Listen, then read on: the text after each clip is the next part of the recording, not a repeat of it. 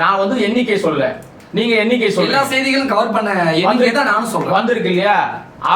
அவங்களுக்கான அடிப்படை வசதிகள் கூட செய்ய முடியாத ஒரு அமைப்பு, ஒரு இயக்கம் எப்படி சார் ஒரு சின்ன இடத்துல வரக்கூடிய தன்னுடைய தொண்டர்கள் ரசிகர்களுக்கு உரிய முறையில் அவர்கள் தேவைகளை செய்து கொடுக்க முடியாதவர்கள் இந்த நாட்டை ஆளணும்னு ஆசைப்படுறதுல என்ன விதமான அவர்களுக்கு ஒரு விஷயம் இருக்கு?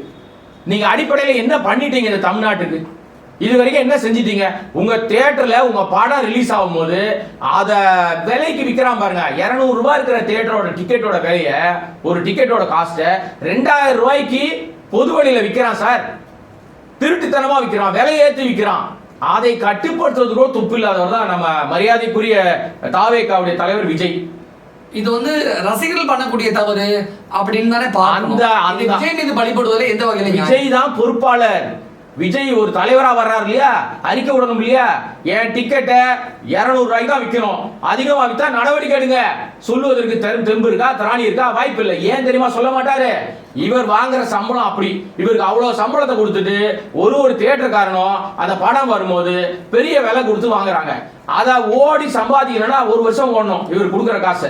ஆனா விஜய் அடுத்த எம்ஜிஆர்னு சொல்றாங்கல்ல, ஒருவேளை இந்த இடத்துல எம்ஜிஆர் இருந்திருந்தா இப்படி எல்லாம் கட்டுப்படுத்தி இருப்பார்ல. கேள்வி முடிக்கிறதுக்கு முன்னாடி நான் இடையில குறுக்கிடுறேன்.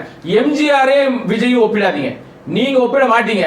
வெளியே ஒப்பிடுறது அயோக்கியத்தனத்தின் உச்சம் சார். எம்ஜிஆர் என்கிற மனிதருடைய கால் தூசி கூட ஆக மாட்டார் விஜய். குடும்பத்தை முதல்ல நீங்க வந்து கட்டமைக்கணும் சார். எம்ஜிஆர் வந்து இன்னைக்கு அவர் காலத்துல இந்த மாதிரி சோசியல் மீடியா டெக்னாலஜி எல்லாம் கிடையாது.